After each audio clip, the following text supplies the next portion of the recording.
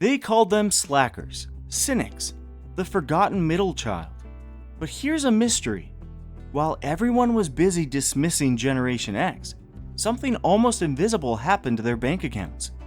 They got rich. Not loud, look at me rich. Quiet, show up in the data rich. Check the latest Federal Reserve survey. Between 2019 and 2023, while the whole world argued about meme stocks and crypto empires, Gen X's median net worth more than doubled. It's well past $140,000. And the top half? They're sitting on 10 times that. No viral money hacks, no daily market alerts. So how did a generation famous for apathy pull off a financial ambush this big? The answer starts with a simple fact. They were the last humans on Earth to grow up without the internet. And that one accident handed them a superpower the rest of us desperately need to steal. Here are the 5 money lessons that built their quiet fortune. Gen X accidentally weaponized boredom. The Ghost Milestone. The first lesson hides in plain sight. Most people track wealth by watching the loudest person in the room.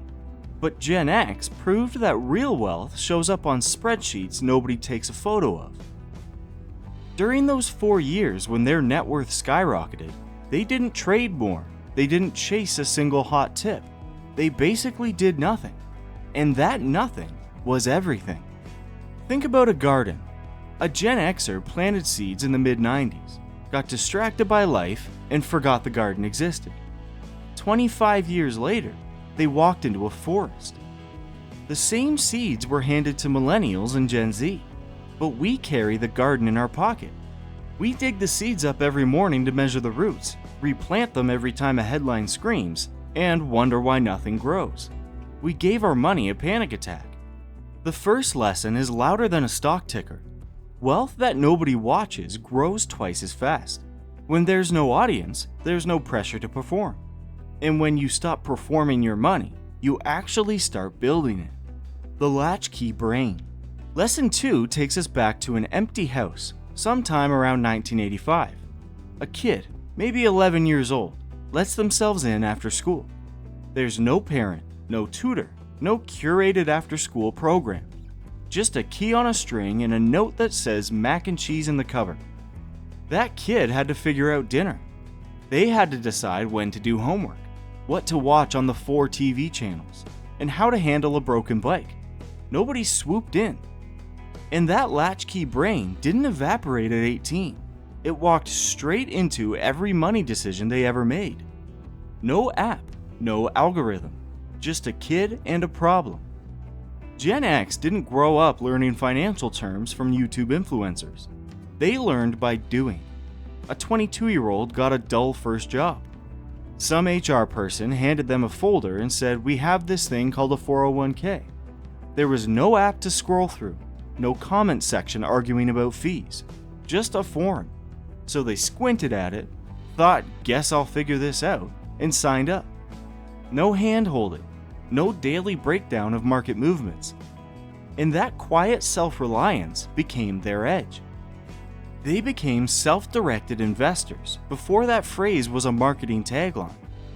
When you truly believe you can figure things out on your own, you stop paying rent to other people's bad advice. You stop chasing gurus. You start owning your future, one unsolved problem at a time. The anti-flex advantage. Now, the third lesson is my favorite. It's the one that saves you more money than any coupon or side hustle ever could. It's the anti-flex advantage. To understand it, you have to picture social life before the camera. In 1995, if you spent $800 on a pair of sneakers, your friends might notice your feet on Tuesday. They might say, "Cool shoes." That's it. There was no stage, no ring light, no unboxing video that earns 15,000 views. So Gen X never built the stage, and that completely rewired how they spent. The money that would have gone into the look today went into boring invisible stuff. An extra $80 a month into a mutual fund. A down payment on a starter house in a forgettable suburb. They didn't buy the shiny car to impress a neighbor they barely liked. They bought the neighbor's duplex when that neighbor overspent on the car. Meanwhile, we panic over 2% drops on our phones. The math here is humbling. Take that same $800, skip the flex, and put it into a simple S&P 500 index fund. Come back in 25 years. That one quiet choice has ballooned into roughly $13,000. Multiply that by every pair of sneakers, every status bag, every lease on a car you couldn't afford. The anti-flex isn't about being cheap. It's about redirecting applause. The less you need to impress people you don't even know, the more of the world you quietly own. Analog patience, the superpower. Lesson 4 is pure magic, and it's the hardest to copy in the age of smartphones. In the 1990s, you could not check your stocks every 5 minutes. The technology simply didn't allow it. You invested through a phone call to a broker or through payroll deductions, and then you waited. Once a quarter, a paper statement arrives in your mailbox. If the market crashed on a Tuesday, you didn't even know until the statement showed up weeks later, when the panic had already passed. You literally could not panic sell. That forced ignorance was a gift. Today, a 2% dip in your portfolio feels like a national emergency because it lives in your pocket and buzzes with a red arrow. But here's what Gen X accidentally proved. Money grows on the time you ignore it. Let's make that concrete. Imagine you put $5,000 into a basic S&P 500 fund in January of 1995. You didn't peak, you didn't tweak, you just let the mail pile up.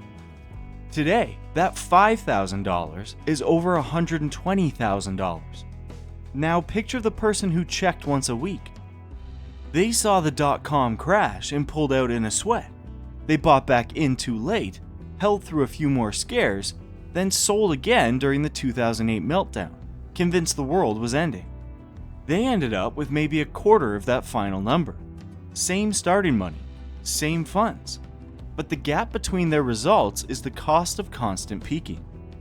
They got rich by doing nothing. We get poor by doing everything. The analog world forced you to be patient. Your phone does the opposite. It is not a gift to your portfolio. It's a panic button disguised as a convenience. Boring is bulletproof. Lesson 5 is so boring it almost hurts. Gen X got wealthy off assets you can stub your toe on or just forget about entirely. Houses with 30-year fixed-rate mortgages, paid down month after unsexy month. A dry cleaner in a strip mall. A landscaping business with 7 loyal clients. A bookstore that barely changes its window display.